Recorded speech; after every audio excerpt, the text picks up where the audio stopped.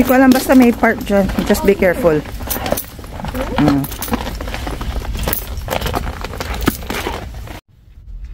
Snowy morning guys. Nandito tayo ngayon sa superstore.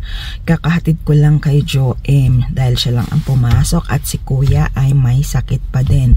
Syempre ayoko siyang baka imbis na gumaling lalong lumala. Medyo umano naman na yung fever niya pero yung ubo niya grabe. Bibili lang ako ng fish dito kasi nagre-request si tatay ng fish sabaw. Masarap kasi magsabaw ngayon. Kaya lang nakakasawa ang karne. So, kailangan natin mag-isda. Tsaka Tsaka yun nga. Yun lang.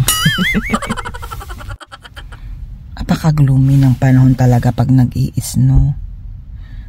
Ano pa lang yan? Ano yan 8:15 na ng umaga.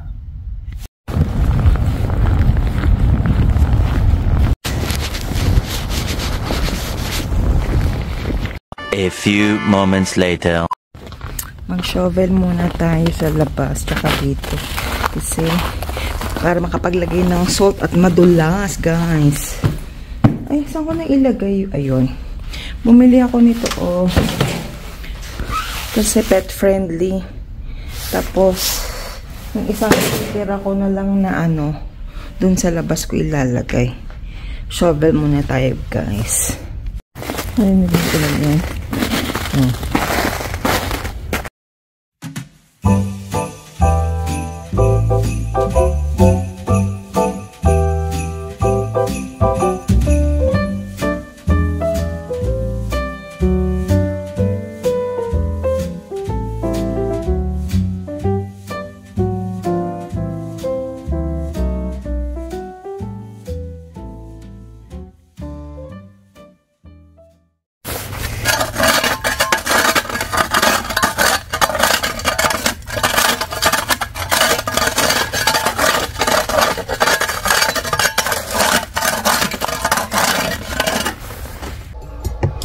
Yan.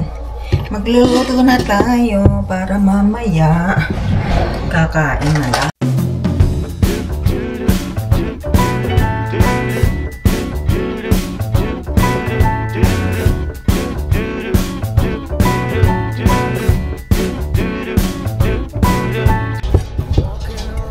Napalakad-lakad na naman yung bisor ko sa likod.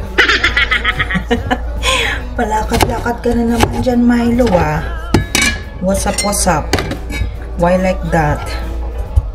Lately I've come to realize that I can't see it in your eyes, so it's true.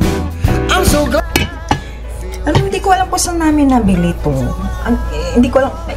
Meron kasing, yung buto ng baboy, pinangganto ni tata, kaya medyo umano siya, Nagkurba-kurbada. Yung mga nakikita ko yung mas maliit dyan nakalimutan ko kung saan namin nabili yan Favorite ko na kutsilyo yan kasi parang mas komportable lang akong gamitin siya. Summer ended but we did not. We started something, this thing that we got grew stronger. Each day we're together on the way. We're falling in love.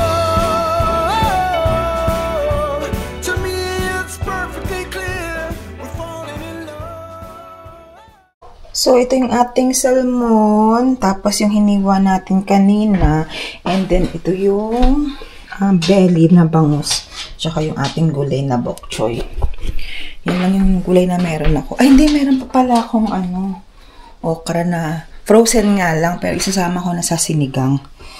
Para maraming gulay, diba? Shhh! Wow! Anong hinahanap mo dyan? Anong hanap niyo, Ay, ay, ay.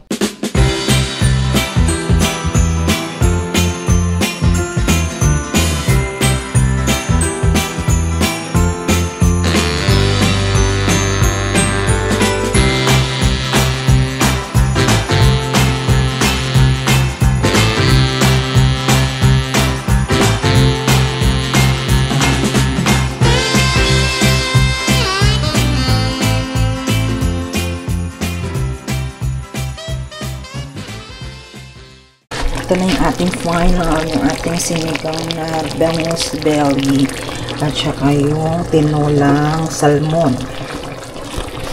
Diba, puro tayo isda ngayon. Nakakasawa kasi magkarne.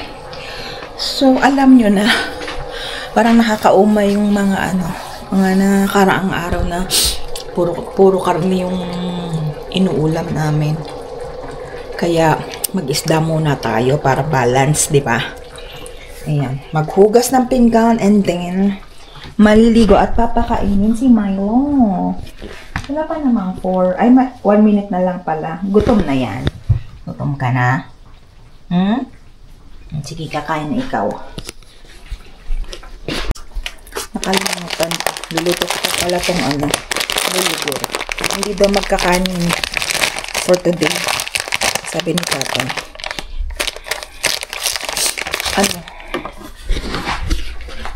Para din siyang hindi naman siya kalasa ng quinoa, pero mas gusto ni Tatay ang bulgur kaysa sa quinoa. Ayaw niya yung lasa ng quinoa. Ewan ko kung bakit. Pero pareha silang mas okay compared sa rice. Kung ikaw ay nagje-jeta. Alam mo naman talaga no? Ayan.